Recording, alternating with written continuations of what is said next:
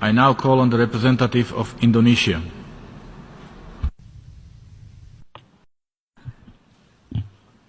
Mr. President, the delegation of Indonesia is compelled to exercise our right of reply to respond to the statements made by Vanuatu and Solomon Islands, echoed by Tuvalu and St. Vincent and the Grenadines concerning Papua and West Papua.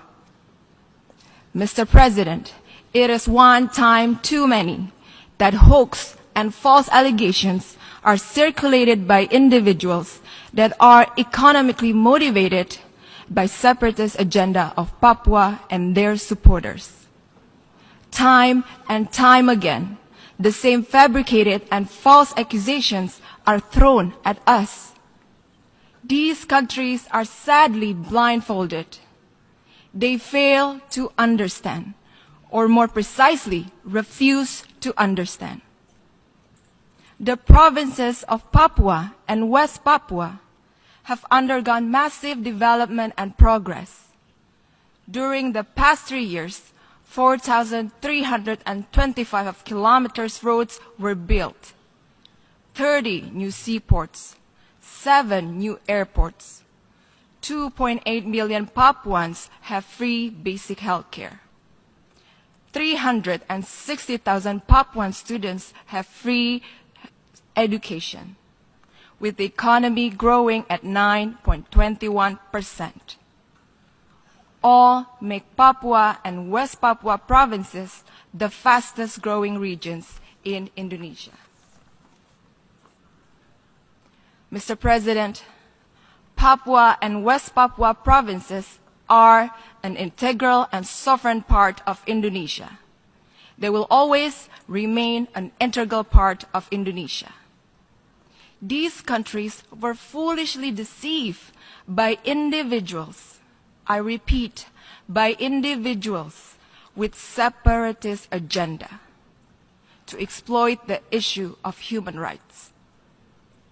If human rights are at the heart of the issue, why were these concerns not raised in the appropriate forum, namely the third cycle of the Universal Periodic Review of Indonesia at the United Nations Human Rights Council?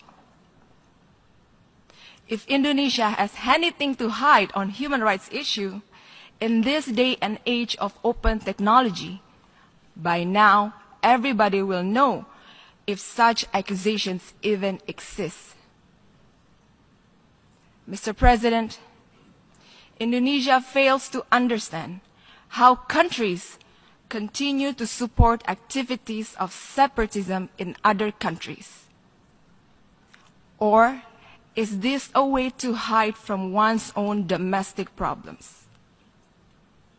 Are these countries' human rights track record perfect?